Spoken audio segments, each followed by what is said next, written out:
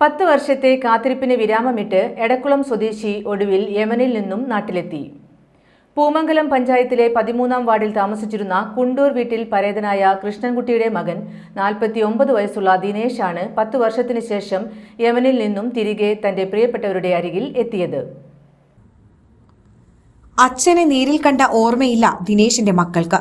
10 വയസ്സുകാരൻ സായി കൃഷ്ണയും 12 വയസ്സുകാരി കൃഷ്ണവേണിയും നിറ കണ്ണുകളോടെയാണ് ദിനേശിനെ വരവേറ്റത്.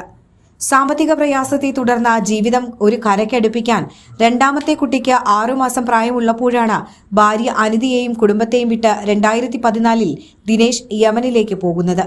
പിന്നീട് യമനിൽ യുദ്ധം പൊട്ടിപ്പുറപ്പെടുകയും ഇതിനിടയിൽ സ്പോൺസറുടെ കയ്യിൽ ദിനേശിന്റെ പാസ്പോർട്ട് അകപ്പെടുകയും ചെയ്തു. തിരികെ പോരാൻ സാധിക്കാതെ യമനിൽ കഷ്ടങ്ങൾക്ക് നടുവിലായി പിന്നീടുള്ള ജീവിതം.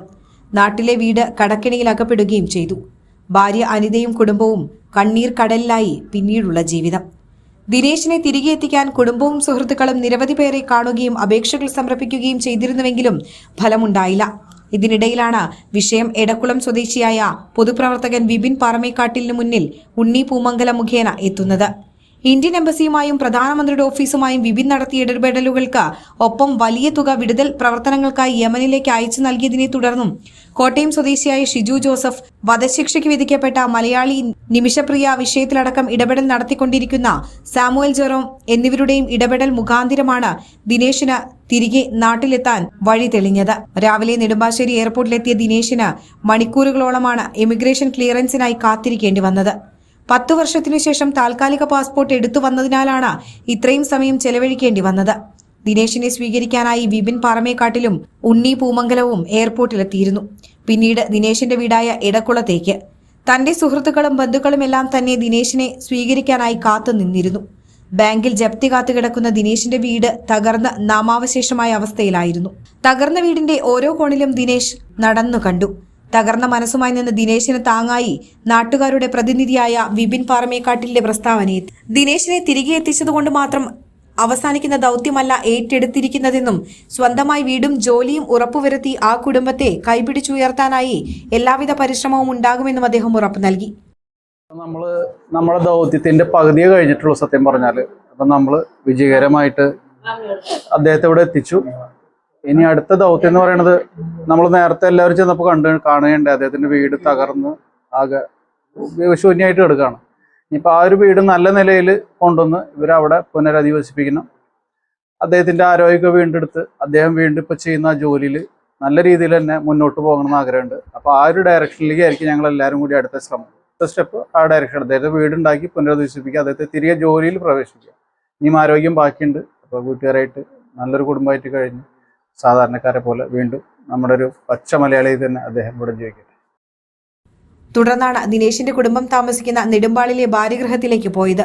10 വർഷത്തെ കാത്തിരിപ്പിന് ശേഷം മടങ്ങിയെത്തിയ ദിനേശ് വാഹനത്തിൽ നിന്നും ഇറങ്ങിയ ഉടനെ മക്കളും ഭാര്യ അനിതയും ഓടിയെത്തി.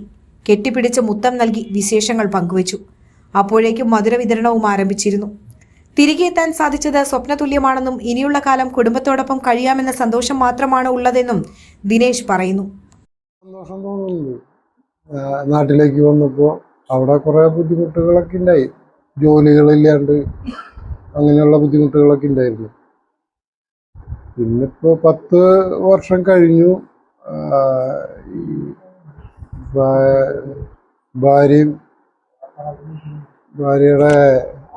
വീട്ടുകാർ അവരെല്ലാവരും കൂടി ഉണ്ണി പൂമംഗലത്തിനെയും വിപിൻ സാറിനെയും കണ്ട് പരാതി പറഞ്ഞു. ഇയാൾ പോയിട്ട് 10 വർഷമായിട്ട് വരാൻ പറ്റില്ല, നിങ്ങൾ അന്വേഷിക്കണം. അങ്ങനെ വിപിൻ സാറ് നേരെ ഡൽഹിയിലേക്ക് പോയി. പാസ്പോർട്ടിൻ്റെ കോപ്പി വരുത്തി നേരെ ഡൽഹിയിൽ പോയി അവിടെയുള്ള കാര്യങ്ങളെല്ലാം സാറ് ക്ലിയർ ചെയ്തു തന്നു. വിപിൻ സാറ് ഉണ്ണി പൂമംഗലം ഉണ്ടായിരുന്നു. അങ്ങനെ ഒരു യമനിൽ ഷിജു ജോസഫ് എന്ന് പറഞ്ഞ ഒരാളുണ്ട്. അദ്ദേഹത്തിനെ പരിചയപ്പെട്ട് അദ്ദേഹത്തിനോട് ഈ കാര്യങ്ങൾ പറഞ്ഞു. അദ്ദേഹം എന്നെ ഈ സാമുവൽ ജെറോമിൻ്റെ അടുത്ത് കൊണ്ടുപോയി. ഒരു ബ്രദറുണ്ട് അവിടെ, അതായത് നിമിഷപ്രിയയുടെ കേസൊക്കെ നോക്കുന്ന ആളാണ്. അവിടെ കൊണ്ടുപോയ ആളാണ് പിന്നെ എംബസിയിലെ കാര്യങ്ങളെല്ലാം ക്ലിയർ ചെയ്ത് തന്നത്. പിന്നെ WMF, വേൾഡ് മലയാളി ഫെഡറേഷൻ, ഒരു സംഘടന മലയാളികളുടെ അവിടെ ഉണ്ട്, WMF.